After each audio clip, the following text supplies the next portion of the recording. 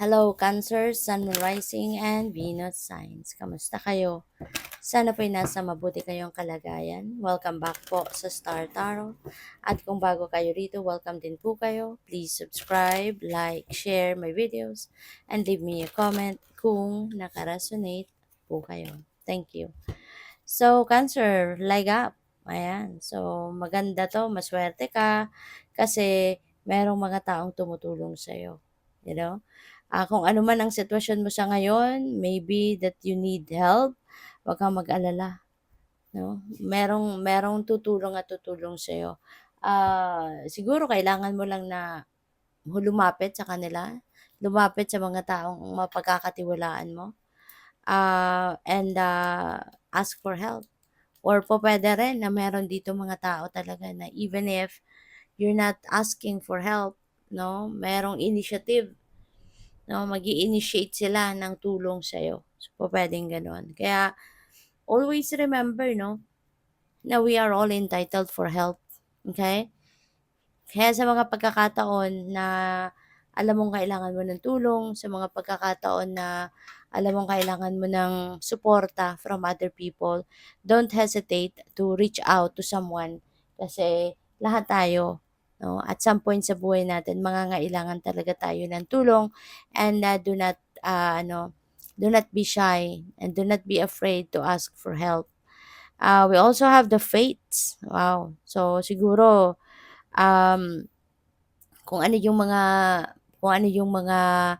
minimithi ninyo sa ngayon sa buhay, what your desires are, maaari 'no, na talagang 'yan ay, makukuha mo na, 'no? Kasi maaaring kung ano man yung gusto ninyong makuha at this time, that is also what's the universe is planning to give you. Kaya magiging feeling magical 'no, ang mga pangyayari, 'di ba? So, we also have All That Glitters. Reminder ito para sa iyo, Cancer, na hindi lahat na nakikita mo, yun na yun. No? Not everything that you see, di ba, by your naked eye, that's all about it. You know? Kasi hindi lahat ng makinang ay gold. Hindi lahat ng makinang ay talagang precious. Hindi lahat ng makinang ay talagang totoong mahalaga or may halaga, no? So kaya in other words, do not be deceived by appearances. Huwag kayong masyadong maniniwala agad, no, sa mga nakikita mo. Kasi hindi lahat ng nakikita ng iyong mata, yun na yun, no? Lahat yun na yun. Hindi.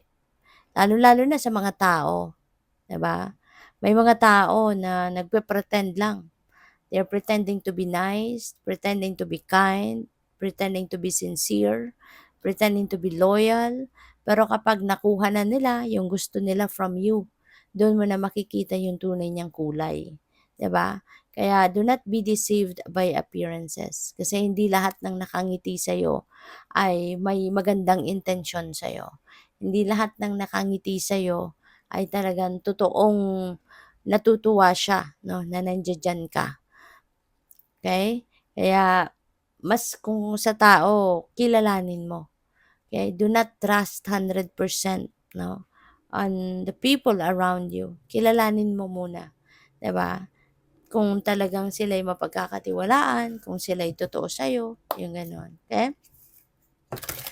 So, by the way, maraming salamat for subscribing. And if you haven't subscribed yet, subscribe na kayo. And also, maraming salamat din for not skipping the ads. Malaking bagay po yun sa akin. And also, please click the join button sa baba na video kung gusto po ninyo na mag-join kayo sa membership. Okay? Salamat. So, view from above, get the big picture. Okay?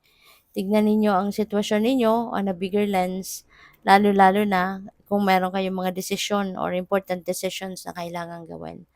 Para hindi kayo, alam mo yun, hindi kayo inosente, no, sa ilang bagay. Kumbaga, mas maganda na magbe-base kayo sa desisyon ninyo based on pangkalahatan, no? Hindi lang 'yan sa kung ano lang nung narinig ninyo, ano lang kung ano lang yung nakita ninyo, 'di ba? So, you need to look at things at the bigger picture para makita ninyo ang all four corners ng inyong sitwasyon para hindi kayo maging bias or wala kayong makaligtaan, yung mga ganyan. So, we have infinite abundance. Abundance is pouring into your life. So, napakagandang blessing ito.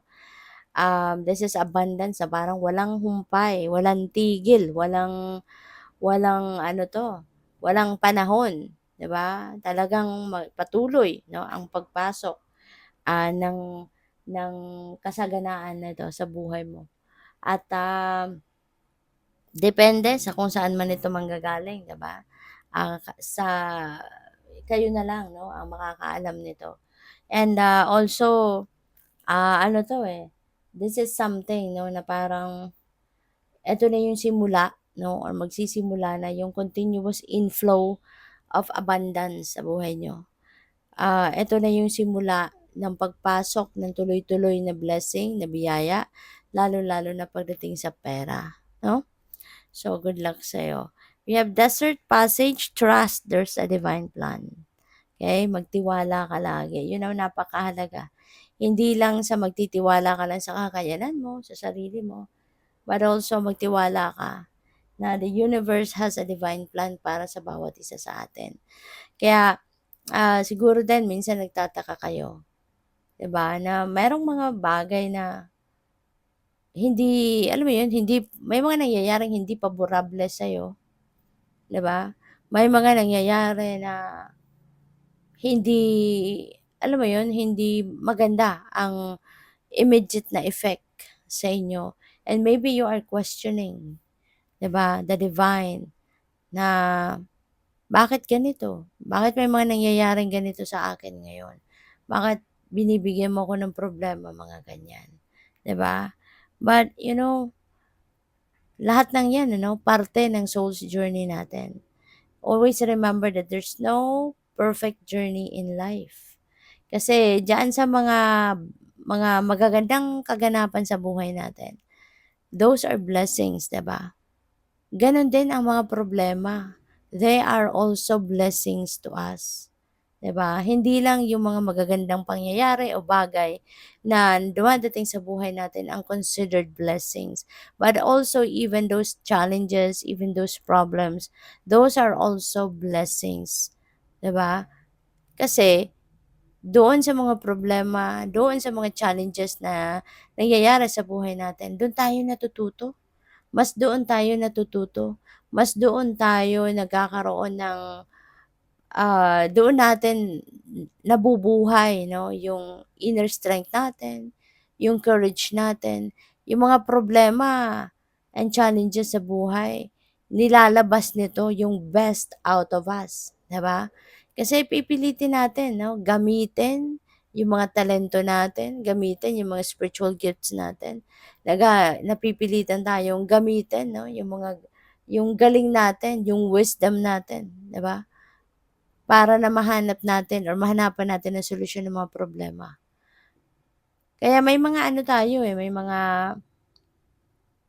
mga hidden tayong katangian, may mga strength tayo na kung hindi hindi tayo nagkakaroon ng problema, hindi tayo nagkakaroon ng mga challenges sa buhay, hindi natin 'yun into, 'di ba? Hindi natin 'yun magigising. 'Di ba? Minsan, 'di ba, takot tayo, may mga nararamdaman tayong takot, may mga nararamdaman tayong pag-aalinlangan, pagdadalawang isip. Pero kapag may dumating na challenges sa buhay natin, 'di ba, nawawala 'no, yung takot, nawawala yung kawalang-tiwala natin sa sarili natin. Kasi pinipilit natin 'no, na hanapin ang solusyon sa problema. Hahanapan natin ng way out 'no, yung problema natin. Kaya pipiliin natin na ilabas 'no, yung tapang natin, yung courage, yung inner strength, yung bravery natin. Diyan lumalabas 'no, sa mga pagkakataon na 'yan. Kasi hindi naman tayo, ang reaksyon natin kapag may problema, 'di ba, lalaban tayo. Laban tayo sa buhay, 'di ba? Hahanapan natin ng solusyon 'yan. Hindi naman 'pag may problema, wala na, nalulugmok na tayo. Parang parang hindi, eh, 'di ba? Yung mas reaction natin, tatayo tayo at hahanap tayo ng solusyon. Hindi naman tayo kapag may problema hindi tayo yung hihiga na lang tayo at hayaan na lang natin kung anong mangyari, 'di ba hindi? Kadalasan tayo'y tumatayo 'no, at lumalaban tayo sa buhay. Kaya kung may mga problema, 'di ba, talagang mas lalo tayong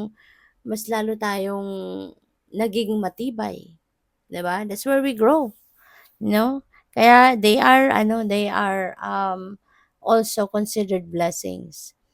Kasi they tend to, um, push us para maging matatag, para mas maging matibay, 'di ba? Kaya kung mayroon ng mga problema 'no, na nararamdaman or nararanasan kayo, laban lang, kapit lang, you know? Huwag kayong mapanghinaan ng loob at magtiwala kayo na kaparte 'yan ng plano ng universe para sa atin. And in the end, you will realize and you will see that indeed everything is for our highest good. So good luck. Thank you for watching Love and Light. Namaste.